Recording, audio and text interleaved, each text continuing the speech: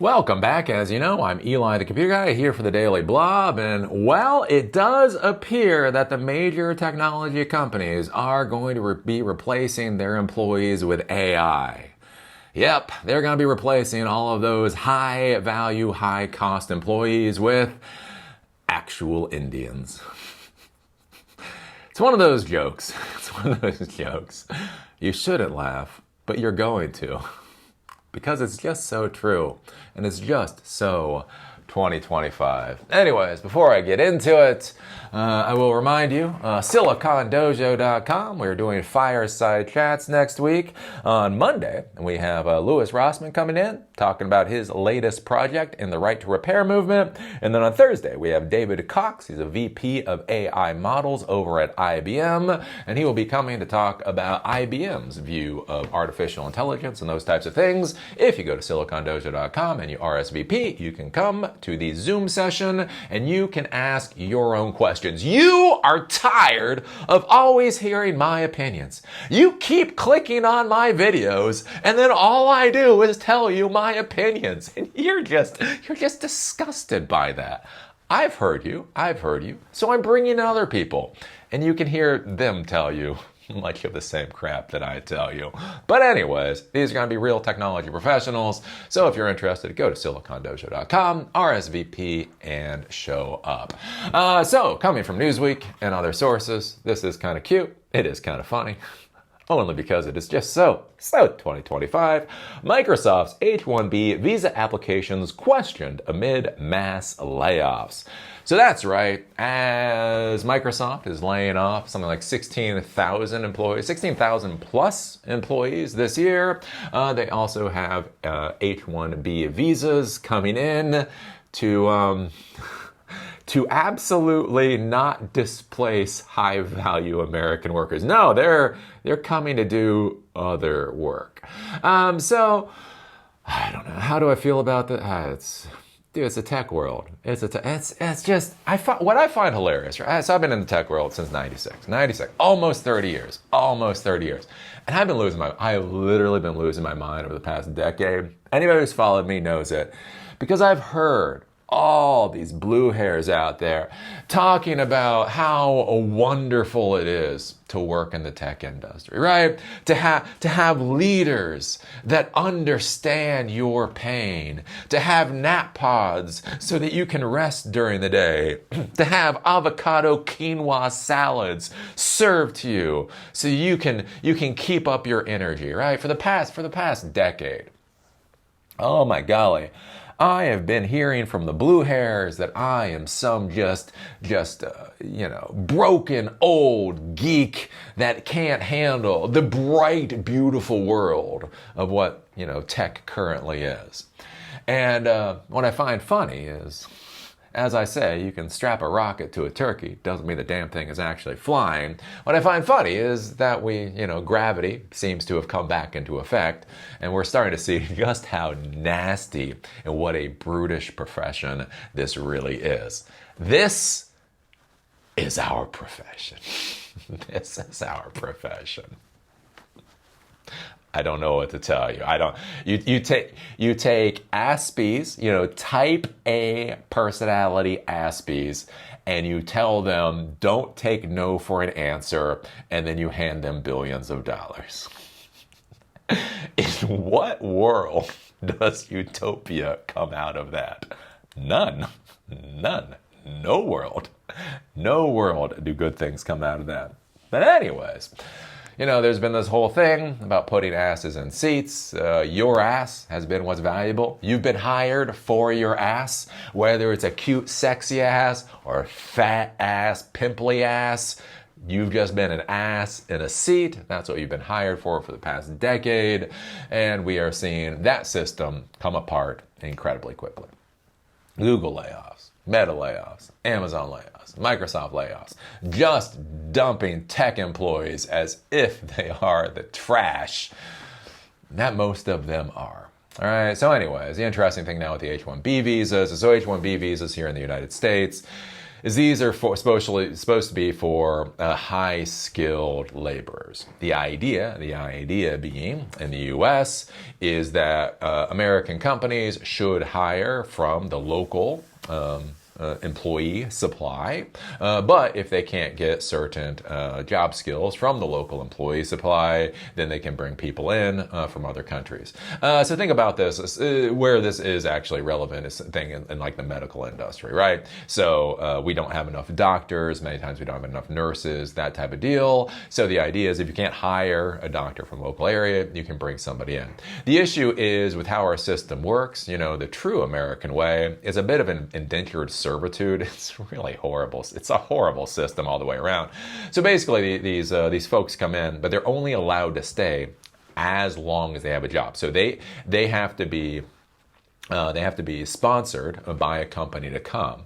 And then if they lose the job with a company, I think they have like 90 days. They have 90 days to find another company to sponsor them, or they have to get the fuck out. This has been one of the interesting things, especially when Meta did all their layoffs. Meta laid off like 20,000 employees. A lot of them were H1B visas. So however much you might cry for the blue hairs that are getting fired, think about all these Indians that have come in, right? They've been hired to come here. They have been working their asses off at Meta because if they do anything wrong, right, if they get fired, it's a big deal. They have houses or they have apartments, they have lives, they have spouses, they have significant others.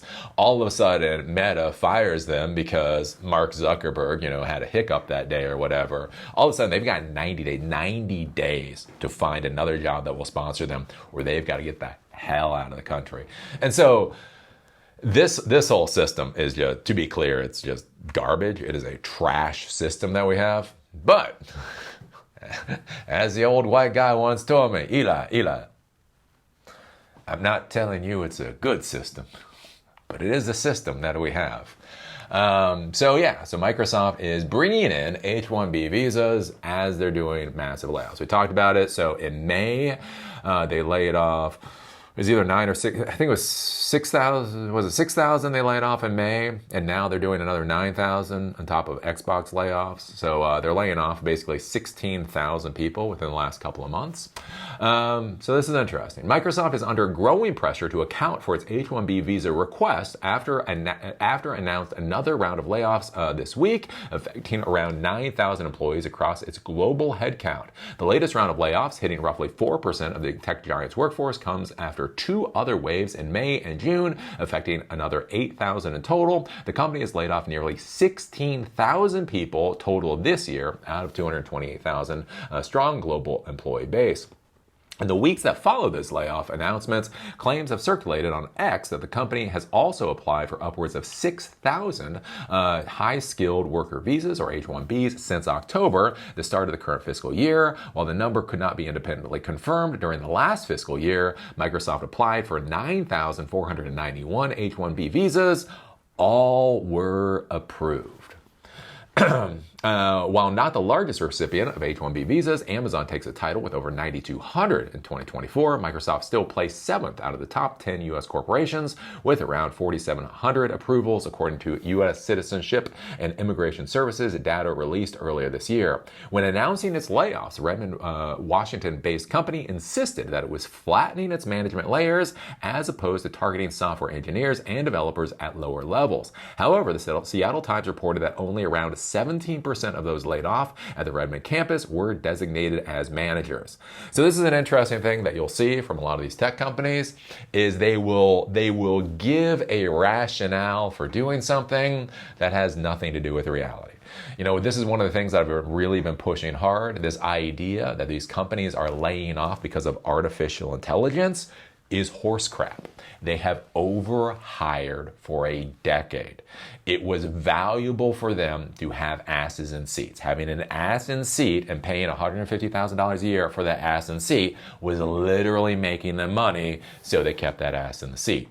The thing is now, right, those people are worthless. They do not bring ROI to the company. They no longer even understand the concept of bringing ROI to the company. And so since the investment environment has changed, they've got to be dumped by these companies. The issue is if they get fired because they shouldn't have been hired in the first place, then the CEO is going to get a lot of blowback from investors. Why were you spending hundreds of millions of dollars a year on employees that the company did not need? That shows that you're a shit CEO. They don't want to be seen as shit CEO, so what do? They say artificial intelligence. Because of the efficiency that AI brings, we can eliminate all these people, right?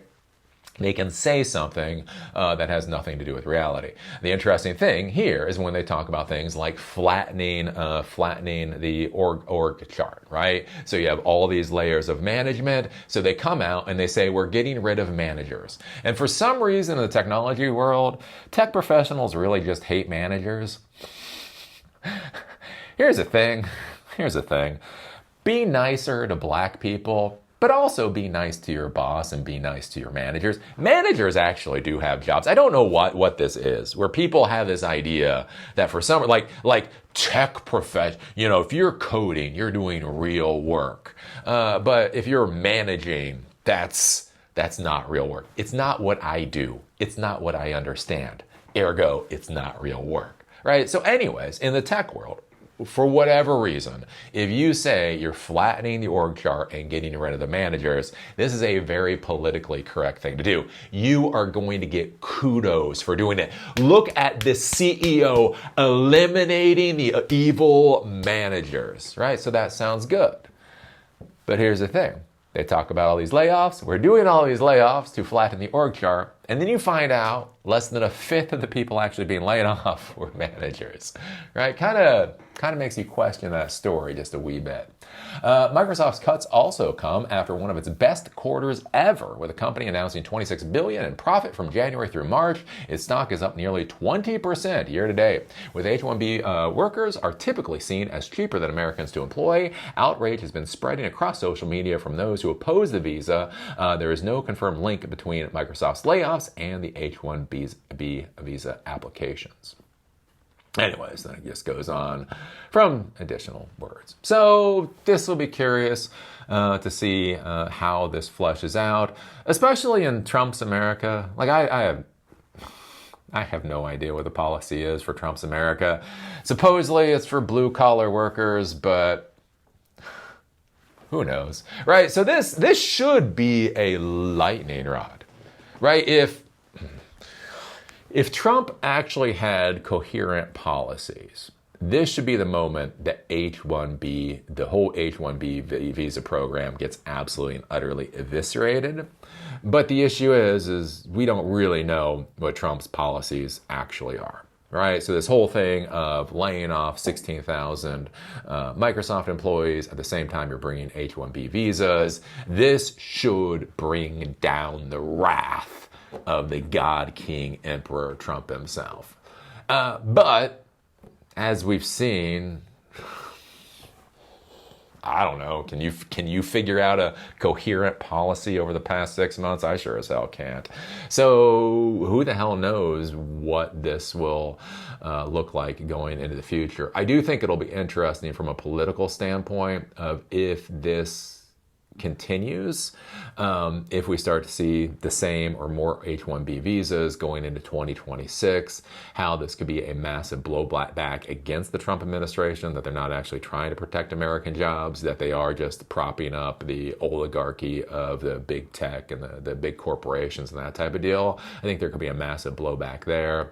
But I don't know. Who really knows at the end of the day with everything that's currently going on? So it's an interesting thing to take a look at, and it's an interesting thing to grasp is a real concern out there, as jobs are going away. What do you do? What is my sage advice for you?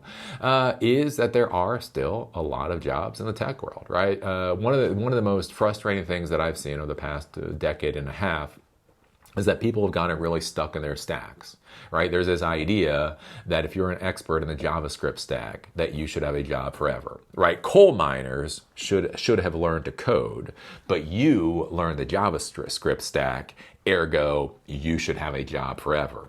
That's not how the technology world works. You know, in my career, going from Army Electronics to an MCSE and NT 4.0, telephone systems and the whole 9 yards, stacks change every 5 to 10 years, right? They just get flushed out of the system. Unless it's COBOL. COBOL is forever. Anyways. And so I think one of the things to be looking at now is just what are the stacks that are going to be valuable going into the future, showing, you know, one of the things I've always argued is that you should be focused on being a full stack developer, right? The idea that you should be able to create and deploy an entire application, right? But your focus is in X. My focus is in front end. My focus is in back end. My focus is in database. But, you know, if I need to, by hook or by crook, I could deploy an entire application if need be. I would argue the age of the full stack developer being just, you know, table stakes, essentially. I think that's what we're looking at over the next decade. And so that's one of the things you need to be thinking about, like with your tech career, is what is table stakes in your world? Like when you look at this and you look at the H1B visas, I know you're going to cry. You're going to cry and the snot's going to come out and you're going to blubber and you are just going to make your forefathers proud. Your forefathers who worked in actual factories and did all that kind of stuff are going to be so proud with you blubbering and snot and all that kind of stuff coming out. Here's the deal. This is the world that we're in. This is the world we're in. Whether I'm nice to you or whether that I'm snarky to you, right? Doesn't actually matter. This is the world that we're in. And so you really need to be thinking about, where does your skill set fit into this world and how can you upskill so that your skill set fits into the world of tomorrow? If you can be eliminated by an H1B visa, that is a very tenuous place to be. It was a very tenuous place to be 10 years ago. It will be a very tenuous place to be 10 years from now. And so the thing to be thinking about is how do you basically wall yourself off from that possibility. It's one of those things to ponder and to think about. So that's why you should be going out and having coffee with other technology professionals and being nice to managers. I'm just going to say this. If you actually treat your managers like human beings, you might be less likely to be laid off. Less likely. Just going to put that one on the table. So anyways, what do you think about this? What do you think about Microsoft bringing in H1B visas at the exact same time they are doing massive layoffs? What do you think the plot line for the Trump administration is? Do you think people screaming about this is going to be brought to the attention of Trump and he's going to come down as the God King himself and smite the H1B visa program? Or is it just going to keep doing what it's doing? I have no idea, to be honest.